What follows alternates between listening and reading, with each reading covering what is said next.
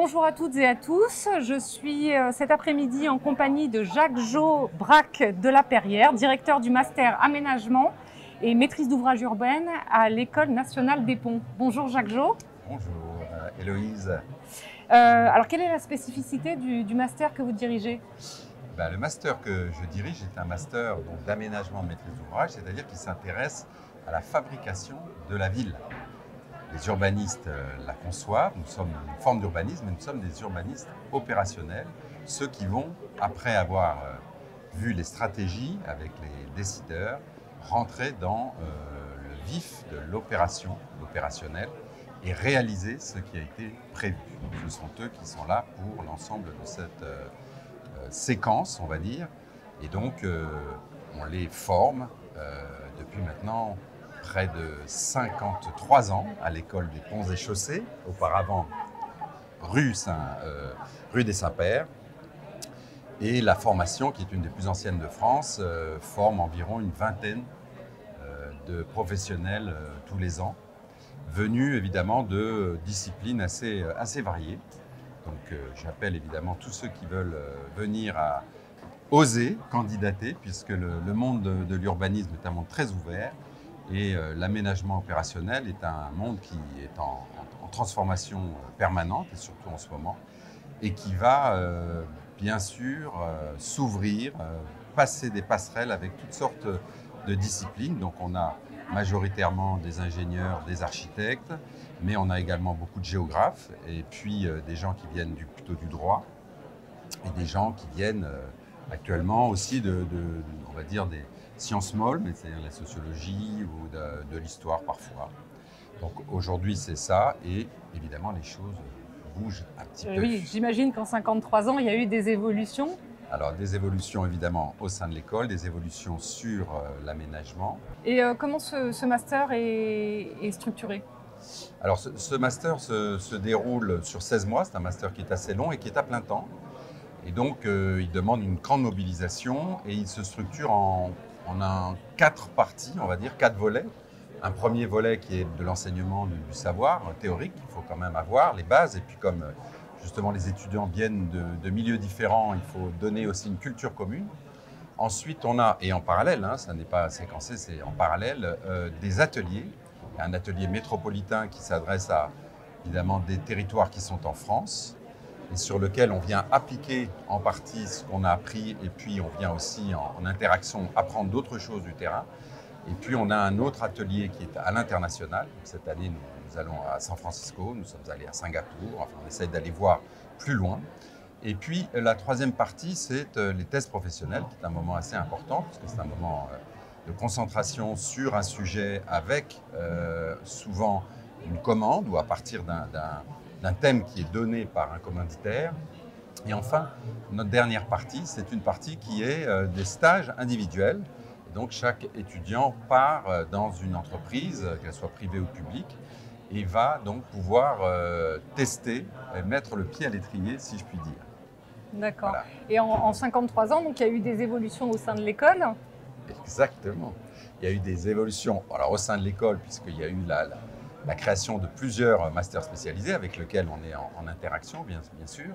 Mais surtout, il y a des évolutions dans l'aménagement urbain, parce qu'il y a les défis environnementaux, vous êtes au courant, tout le monde est touché, mais le domaine de la ville, on le sait maintenant, est celui qui émet jusqu'à 60% des émissions de gaz.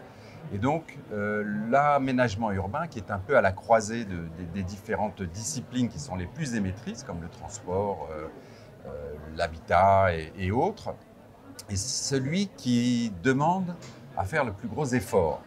Et donc nous devons revoir notre façon d'apprendre l'aménagement urbain, d'autant que chez les acteurs, les choses bougent aussi, institutionnellement les choses bougent aussi, les frontières se déplacent. Et donc aujourd'hui, on doit faire intervenir de nouvelles disciplines dans cet enseignement. Et ces disciplines, je vous en avais parlé, notamment autour de l'agriculture, parce que jusqu'alors, le monde de l'urbain et le monde de l'agricole étaient assez séparés. Alors c'est aussi le fait des statisticiens qui essayent de nous regrouper.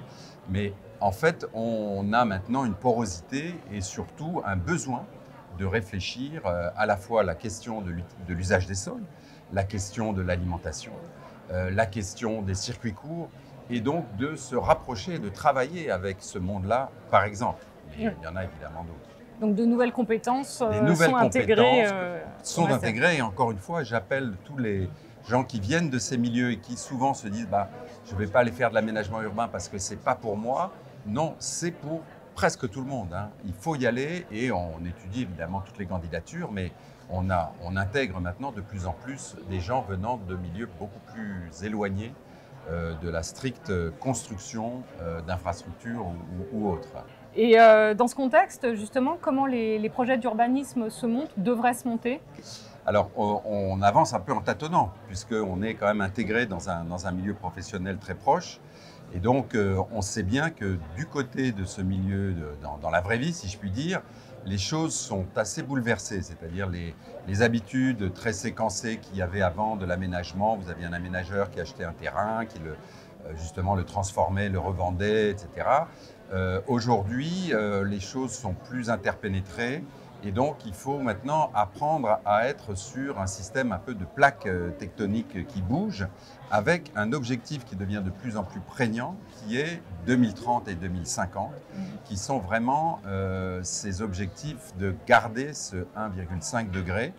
Et notre part qui est importante, comme je vous le disais, on doit se concentrer là-dessus. Donc, cet objectif-là devient de plus en plus important et on le traduit en intégrant dans tous nos projets. Là, je viens de finir un jury justement de l'atelier métropolitain.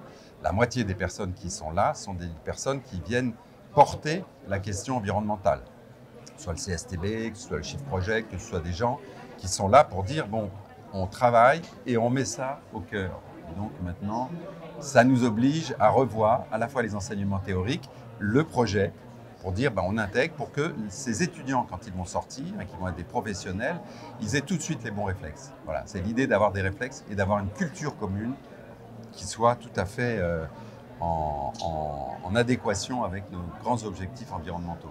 Très bien. Pour finir, je crois que vous avez un rendez-vous à donner à ceux qui nous suivent. Mes collègues du magnifique master spécialisé IBD, donc vous en trouverez toutes les coordonnées sur le site de l'École des Ponts, organise une conférence internationale en ligne du 4 au 8 avril.